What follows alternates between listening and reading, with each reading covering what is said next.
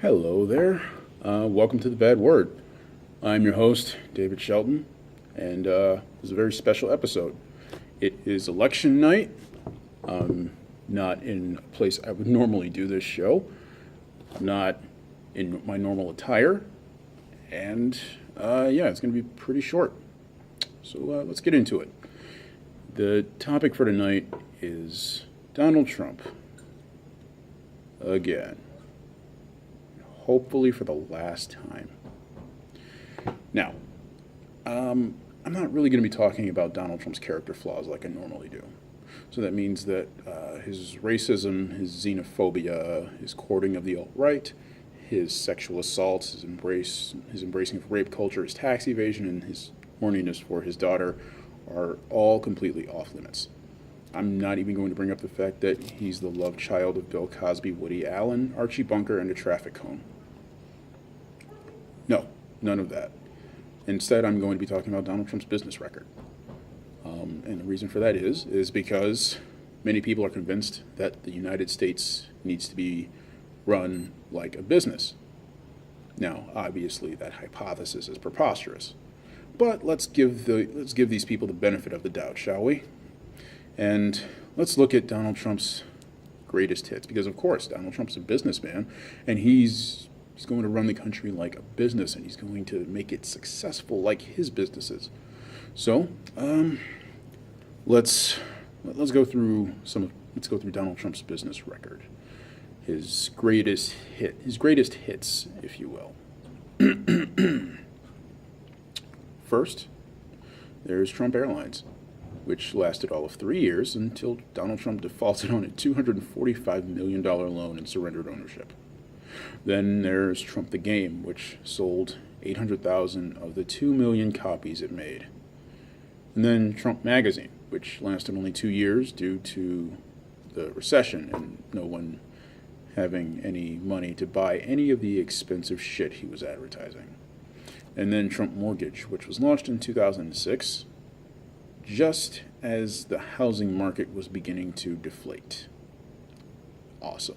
It was projected to make $3 billion, and it made less than a third of that, and then it folded in 2007.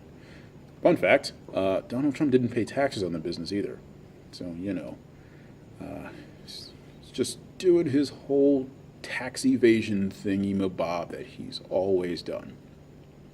And, of course, you know about Trump Steaks, which only came into existence because he owed a company called Buckhead Beef $715,000, and so he cut a deal. He's always talking about art of the deal and all that. He cut a deal to sell their steaks to repay the debt that he owed. And according to the CEO of Buckhead Beef, the company sold, quote, literally almost no steaks. Awesome. And then there's Trump Vodka, which began in 2006 and was out of circulation by 2011. Why? Well, it's because people just don't want to buy alcohol from a guy who doesn't drink. Yes, that's correct. America's drunk uncle doesn't drink.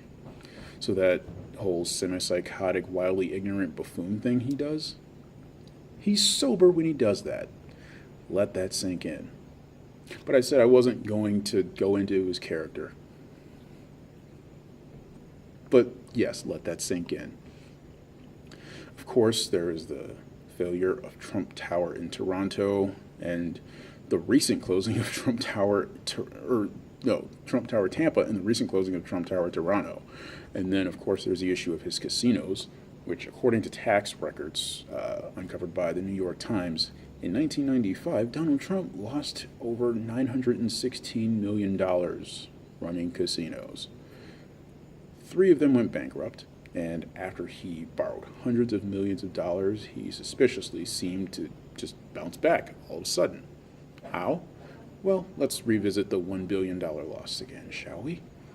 According to the same New York Times story, a $916 million loss in 1995 would be enough to wipe out over $50 million, over $50 million a year in taxable income over a period of 18 years. Or the way NPR put it, in other words, Donald Trump's financial salvation appears to have come from a combination of walking away from debts and then borrowing money to rebuild a real estate empire, and all without the drag of federal income tax bills. So to cut that down a bit, he went broke, he declared a massive loss, he borrowed a lot of money, and then he used the loss to justify not paying back the money, and then he got rich again. See, I love how Donald Trump's supporters, they enjoy pointing out the double standard of Hillary Clinton and her email scandal, and they're completely silent on this one. And because they're ignorant, they're also full of more shit than a sewer. And now, the final one I'd like to talk about is Trump University. And as a student or as a former college student who is just buried under mountains of debt, this one holds a very special place in my heart. Trump University charged students upwards of $35,000 or $35,000 a year for mentorships that would gain them access to Donald Trump's secrets of success. $35,000 is a lot of fucking money to be told three things. A, be rich. B, don't be a loser. And C, grab life by the pussy. But always use a Tic Tac first. Now, Trump University is currently surrounded in litigation. There are 2 lawsuits out of California for fraud, and there's one lawsuit out of New York from Attorney General Eric Schneiderman himself, and that is a civil suit for $40 million. So, I'm going to ask you again, if we are going to run with this whole run America like a business thing, do you really want this guy to be the head of it? He is a proven business failure. And look, I understand that you don't like Hillary Clinton. I don't like Hillary Clinton.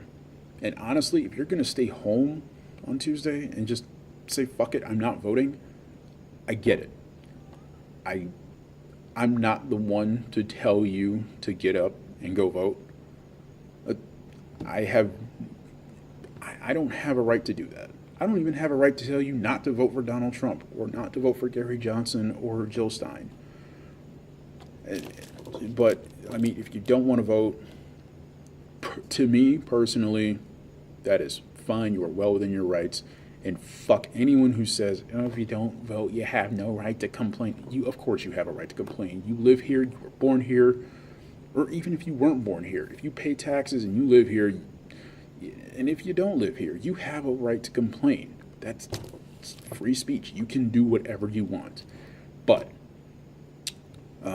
if you are voting and you're on the fence about it, you're not sure if you can bring yourself to vote for Hillary Clinton,